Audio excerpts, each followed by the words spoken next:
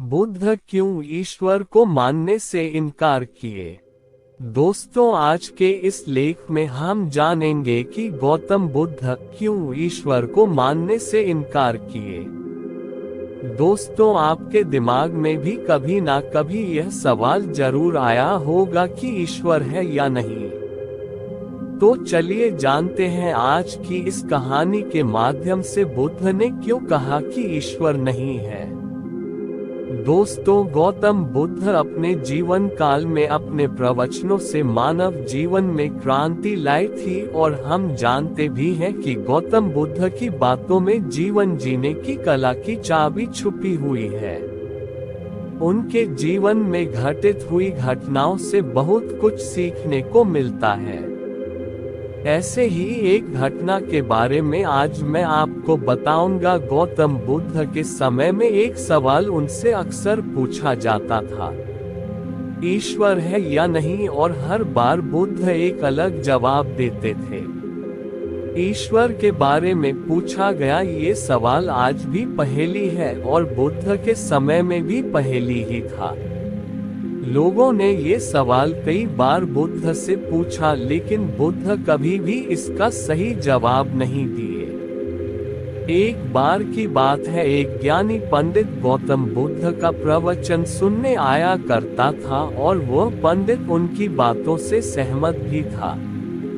वह मानता था कि गौतम बुद्ध एक ज्ञानी पुरुष है। एक बार बुद्ध ध्यान की मुद्रा में बैठे हुए थे और वह व्यक्ति उनके पास गया और उनसे पूछा कि बुद्ध, कृपया आप मुझे बताएं कि ईश्वर है या नहीं। मेरी आपसे प्रार्थना है कि आप मेरे सवाल का मुझे सही जवाब दें। बुद्ध के बारे में ये कहा जाता है कि वह कभी भी किसी भी प्रश्न का सीधा जवाब नहीं देते थे। उनके हर जवाब में रहस्य भरा होता था। ज्ञानी पंडित ने कहा कि मुझे ईश्वर के बारे में आपसे जानना है, ईश्वर है या नहीं। बुद्ध उसकी बात सुनकर मुस्कुराए और फिर पंडित से बोले, ठीक है। गौतम बुद्ध ने कहा कि मैं तुम्हारे सवाल का जवाब जरूर दूंगा, लेकिन उससे पहले मेरे कुछ प्रश्नों का जवाब आप मुझे दे दो। पंडित ने कहा, मैं बिल्कुल आपके प्रश्नों का जवाब दूंगा, आप कृपया प्रश्न पूछे। बुद्ध ने कहा कि क्या तुम सूर्य को मानते हो। पंडित ने बुद्ध की तरफ देखा और कहा कि यह किस प्रकार का प्रश्न है। मैं छोटा बच्चा हूँ, आप जो मुझसे बच्चों वाला प्रश्न पूछ रहे हैं। सूर्य तो साक्षात प्रकट होता है और पूरी दुनिया को रोशनी देता है। धरती पर रहने वाले हर जीव को सूर्य से ऊर्जा प्राप्त होती है। सूर्य को तो हम रोज ही देखते हैं। बुद्ध ने उनसे कहा कि ईश्वर के होने के बारे में प्रश्न कहाँ से आया, क्योंकि जिस प्रकार सूर्य हमारे सामने है उसके होने का कोई प्रश्न नहीं होता। तब ईश्वर के लिए यह सवाल क्यों उठा, ईश्वर को मानने की क्या आवश्यकता है। इसका मतलब तो ये हुआ कि आपके मन में कहीं न कहीं ईश्वर के प्रति संदेह है, क्योंकि ईश्वर सूर्य की तरह आपके सामने नहीं है। आप ईश्वर को भी बुद्धि से ढूंढने के लिए निकले हो और बुद्धि केवल उन्हीं बातों को मानती है जो उसके सामने दिखाई देता है।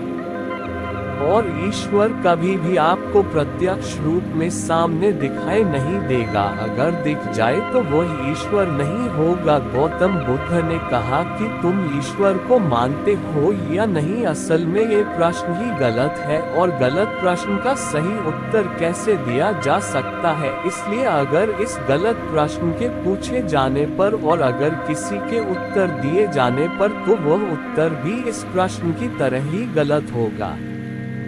पंडित बुद्ध की बात सुनकर थोड़ा भ्रमित सा हो गया। उसने कहा कि बुद्ध, आप किस तरह की बातें कर रहे हैं, मुझे कुछ समझ नहीं आ रहा है। बुद्ध ने कहा, अगर मैं तुम्हें सीधे शब्दों में बताऊं तो इसका मतलब यह है कि ईश्वर को माना नहीं बल्कि जाना जा सकता है।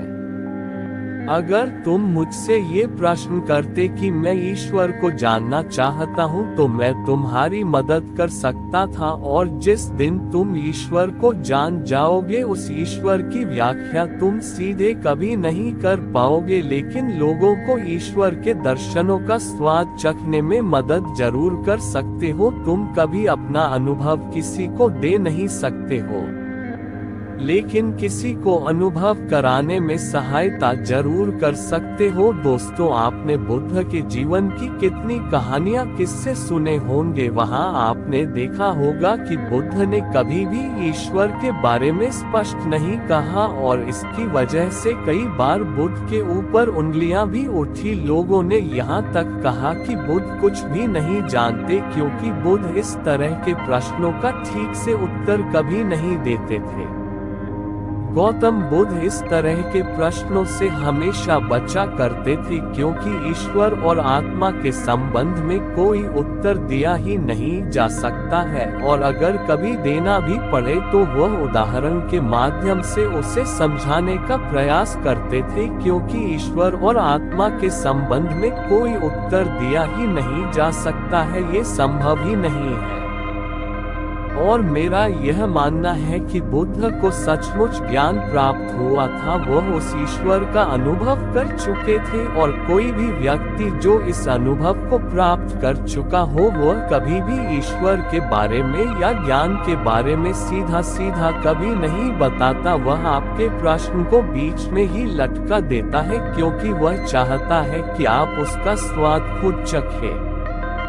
गौतम बुद्ध ने कभी वह गलती नहीं की जो आज के कुछ धर्मगुरु कर रहे हैं। कहने का मतलब है कि जितने भी ज्ञानी पुरुषों ने ईश्वर के बारे में स्पष्टीकरण किया, उनके अनुयायियों ने उनके धर्म गुरुओं द्वारा ईश्वर के बारे में कही हुई बातों को मान लिया और अपने अलग अलग समुदाय बना लिए। फिर क्या हुआ, आप ये देख ही रहे हैं। उन गुरुओं द्वारा दी गई प्रामाणिकता के आधार पर आज वह सभी समुदाय एक दूसरे के दुश्मन बने हुए घूम रहे हैं, और हथियारों के दम पर यह प्रमाणित करना चाहते हैं कि मेरा गुरु सही है, मेरा ईश्वर सही है। वह लोग ये कहते हैं कि तुम अपनी ईश्वर को छोड़ो और हमारे ईश्वर को मानो, क्योंकि हमारा ईश्वर सत्य है। अगर कोई व्यक्ति ईश्वर की सीधी व्याख्या कर देगा तो ज्ञानियों की भीड़ उसकी बातों को मान लेगी, वह भी ईश्वर का अनुभव कभी नहीं करेगी। वह भीड़ तो केवल आपकी कही गई बातों के आधार पर किताबें लिख देगी और हाथ में तलवार लेकर चल पड़ेगी कि हम अपने समुदाय को बढ़ाएंगे, अपने धर्म को बढ़ाएंगे, प्रचार प्रसार करेंगे। शायद बुद्ध इस बात को जानते थे, इसलिए उन्होंने कई बार ईश्वर के वजूद को भी नकारा। इनकार इसलिए किया कि आपकी प्यास और गहरी हो सके, आप उसको जानने के लिए उतावले हो जाए। अगर बुद्ध ईश्वर के बारे में सीधे सीधे कह दे तो भीड़ आसानी से उनकी बात मान जाएगी, और ऐसे ही हमने धरती पर ना जाने कितने ही ईश्वर और भगवान को जन्म दे दिया है। ऐसा लगता है कि ईश्वर ने मनुष्य को नहीं बनाया, बल्कि मनुष्य ने ईश्वर को पैदा किया है।